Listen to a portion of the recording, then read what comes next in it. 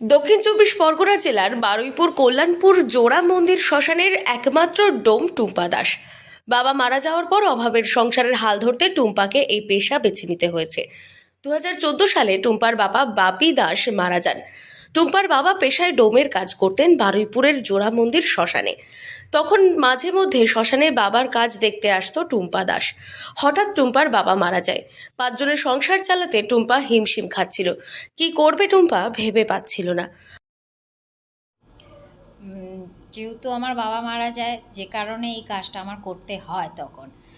কিন্তু এখন এই কাজটা আমার খুবই ভালো লাগে, কারণ আমাকে এটা আর সেরকম ঘৃণা বা ছোট বলে মনে হয় না। তখন আমার প্রয়োজন ছিল এই কাজটা। যেহেতু আমার বাবা মারা যায়, তখন সংসারের দায়িত্ব আমার নিজের ঘাড়ে এসে পড়ে। বাড়ির বড় বলতে আমি ছিলাম। আমার নিচে আমার বোন ছিল, ভাই ছিল, তারপর আমার মা ছিল। সেই সময় আমার সংসার চালানোর জন্য আমাকে এই কাজটা দরকার ছিল। বাড়ির একমাত্র বড় মেয়ে টুম্পার বয়স তখন মাত্র 19 বছর। সমাজে অনেকের লাঞ্ছনা সত্ত্বেও টুম্পা কিন্তু নিজের ইচ্ছেই এই কাজ বেছে নিয়েছিল। টুম্পা জানতো যে এই কাজ ছাড়া তার সংসার বাঁচানো অসম্ভব। শ্মশানে তখন কাঠের চুল্লি। মমতা ব্যানার্জির অনুপ্রেরণায় ও বারুইপুর পশ্চিমের বিধায়ক তথা রাজ্য বিধানসভার স্পিকার বিমান ব্যানার্জির সহযোগিতায় বারুইপুর জোড়া মন্দির শ্মশান ইলেকট্রিক চুল্লি হয়। তখন টুম্পা কাজ শুরু করে। তখন কাঠের সপ্তাহের কাজ হতো। তখন আরও চাপ বাড়তে থাকে টুম্পার, কিন্তু সেই চাপকে সাহসের সঙ্গে হাসি মুখে কাজ করত। চুল্লি সাজানো থেকে শুরু করে মৃতের অস্থি পরিবারের হাতে তুলে দেওয়া। অসুবিধার তো কোনো কারণ নেই, হয়তো বা যেখানে পুরুষরা কাজ করে সেখানে হয়তো একটু ঝামেলা বেশিই হয়।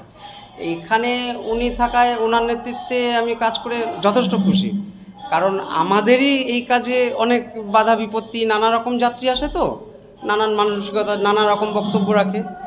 তাদের মধ্যে যে ট্যাগেল করার ব্যাপারটা থাকে, যে কর্তৃপক্ষ একটা ট্যাগেল করবে, এখানে কর্তৃপক্ষ বলতে এই টুম্পা ম্যাম, ইনি আমাদের কখন আমরা কাজে যাব, কখন কোন টাইমের মধ্যে কিভাবে মেনটেনেন্স করব, বা যাত্রীর সাথে কীরকমভাবে ব্যবহার করা উচিত। আমি তো এখানকার নই, আমার বাড়ি ক্যানিং। আমি এখানে আসার পরে প্রথম তো আমি অবশ্যই একটু চমকিত ভাব হয়েছিল যে একটা মেয়ে ছেলে কাজ করে।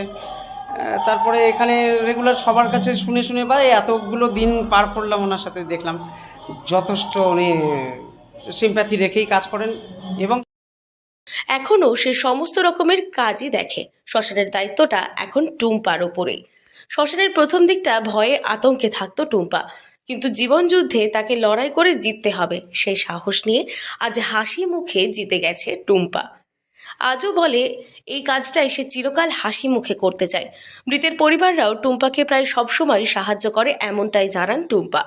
ছেলেবেলায় বাবার সঙ্গে মাঝে মধ্যেই টুম্পা শ্মশানে এসে তার বাবার কাজকর্ম দেখে অবাক হতো। বাবা মরা ঘেটে আমাদেরকে মানুষ করছে। আজ টুম্পা সে ডোমের কাজে ব্যস্ত।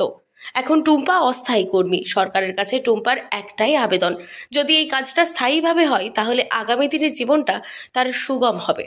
কল্যাণপুর গ্রাম পঞ্চায়েতের উপপ্রধান সুরজিৎ পুরকাইত বলেন, টুম্পা খুব সংগ্রামী মেয়ে এবং যথেষ্ট সুনামের সঙ্গে তিনি শ্মশানে কাজ করেন। আজকের দিনে টুম্পা সমাজকে একটাই বার্তা দিয়ে দিল, জীবনে কোনো কাজ ছোট নয়, লড়াই কখনো হেরে যায় না। টুম্পা যে কাজটা করেন আমরা বড় হয়ে তাকে কুর্নিশ জানাই। আমাদের রাজ্যে মনে হয় এই প্রথম কোনো মহিলা ডোম। দক্ষিণ চব্বিশ পরগনা থেকে সুমন সাহার রিপোর্ট, লোকাল 18 বাংলা।